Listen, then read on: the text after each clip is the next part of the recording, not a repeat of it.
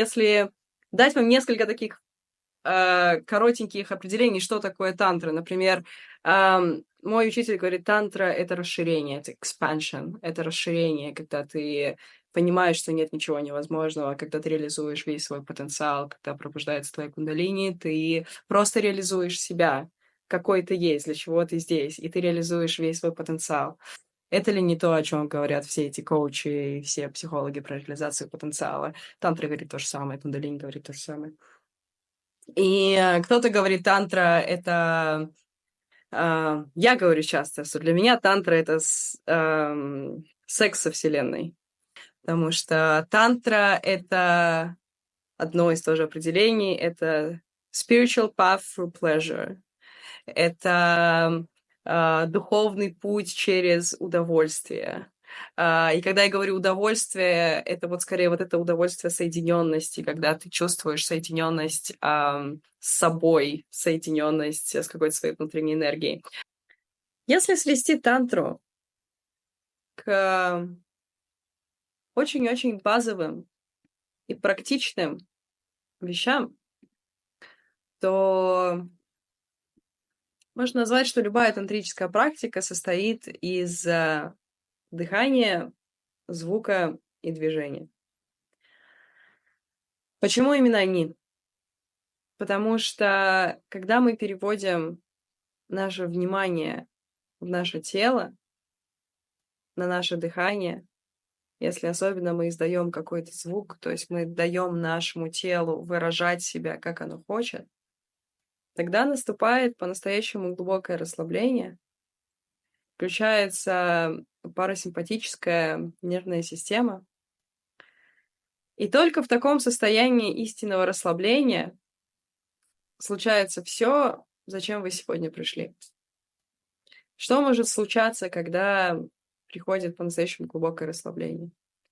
Во-первых, появляется контакт с собой. Когда ты не делаешь каких импульсивных движений, не следуешь за тем, что говорят тебе другие люди, ты сонастроен с собой, ты медленно, ты живешь медленно. Ты начинаешь как-то жить немножко медленно, и в этой медленноте понимать, собственно, что хочешь ты, и кто ты такой, и что ты хочешь, и какие у тебя ценности. И это и есть контакт с собой, когда ты чувствуешь вот этот коннект. Я как-то всегда указываю на сердце, кто-то вот на живот, у кого что, но вот какой-то коннект с каким-то очень глубоким слоем себя в Internal Family System, например, это называют higher self, то есть высшее я. Кто-то может назвать это душа, кто-то может назвать там моя истинная сущность. В общем, это не только эзотерическое, но и психологическое, то есть соединение с чем-то вот таким глубинным себя. Мы все знаем это состояние. Вспомните, когда вы попадали когда-либо в это состояние. Если вы попадали, я думаю, вы попадали. Это состояние обычно мы испытываем, когда мы в творчестве, когда мы занимаемся тем, чем мы действительно хотим заниматься, когда вот это то самое состояние потока, возможно, состояние влюбленности, любых каких-то ярких эмоций. Вот это вот состояние соединенности, что да, я живу свою жизнь, вот такое. И тантра помогает вот это ощущение соединенности поймать. Я вам начала говорить про звук, движение и дыхание, потому что они приводят к тишине, расслабленности и спокойствию. Традиционно в тантре считается, что эти качества женские, то есть такая женская часть. И тантра очень много включает в себя женского аспекта. Это называется энергия кундалини, энергия шакти. Считается, что Шива и Шакти — это мужской и женский аспект. И когда они соединяются, то, собственно, и случается соединение с абсолютом нирваном. Нирвана, как хотите, это можно называть.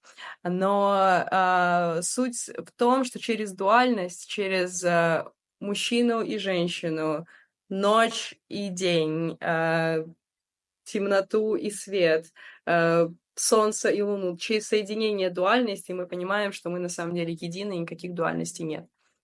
И это тоже такая очень тантрическая вещь. Я помню, как в моем обучении в ашраме у нас была практика вот именно на ощущение недуальности. Мы смотрели просто перед тобой человек, и вы смотришь друг другу в глаза, и под очень интенсивную музыку говорите I am, you are the one, I am, you are the one. То есть я, ты одно, я, ты одно. И так на протяжении там часа почти. Потом там действительно чувствуешь, что наркотики тебе никакие в жизни не нужны, потому что у тебя есть кундалини.